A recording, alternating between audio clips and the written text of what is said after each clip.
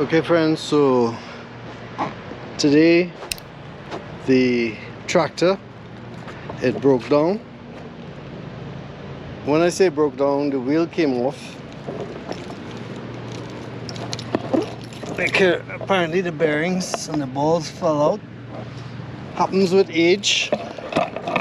The predicament of today is that we need to move this tractor because it's on a drive path and it's blocking.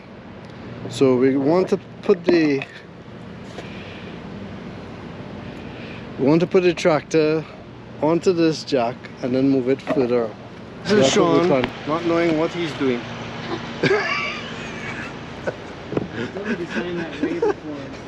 That sign in the US doesn't mean what it does in the UK. Anyway, we're trying to use two jacks. One jack will go under the axle, and the one jack will go under the end. And the plan is that this tractor, under its own power, will go forward using the floor jack as wheels. If you could think of a different way to have done this, feel free to put it in the comments. This is the tools, resources, or whatever you want to call it, that we had at hand at the time. And I was kind of like juggling what we could do. It was mainly to just move this tractor out of the way. One of those floor jacks you could tell is pretty new. That's the grey one. The orange one is pretty well used. Both of them have more or less the same capacity as far as the ability to move a lot of weight. Now what is the interesting thing is, for this to work, if you should attempt it, and by all means go for a tow truck if you can, do this at your own risk.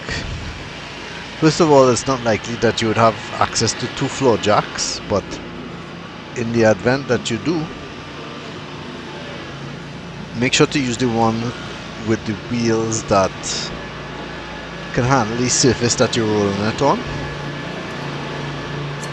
That's why we chose the black one, or the grey one.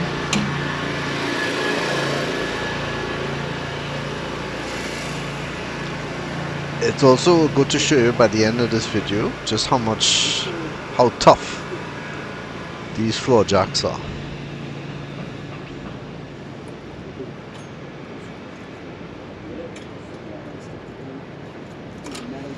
So now that the end is on one of the jacks, I released the orange one. And Sadie was asking, are you sure that's gonna work? So Sean offered to drive just in case. He will take the risk of something happening.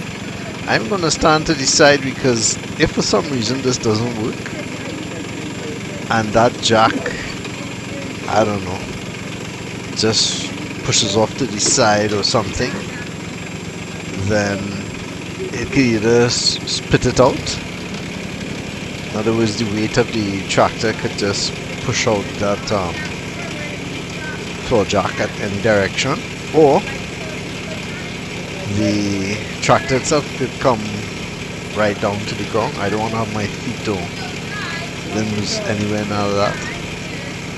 Right now, Sean is trying to get an impromptu lesson of how to drive the tractor. And I'm trying to give him some tips about going very slow. This certainly, if you plan to do it, is not something that you could do quick. Very, very slow.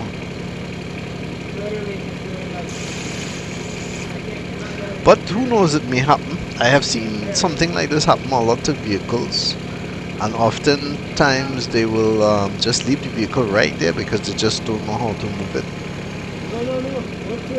Well, again, if you have access to some sort of floor jack, at least two, you could do something like this at least to move it out of the way, right?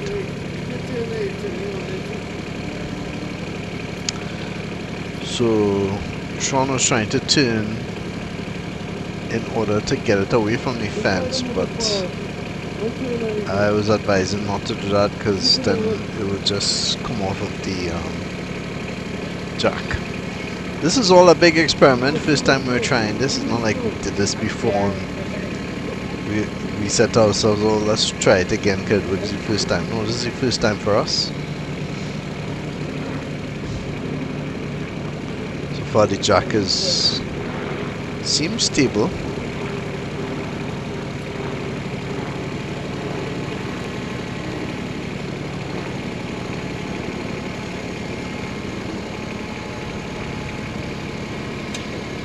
It looks like he's doing it.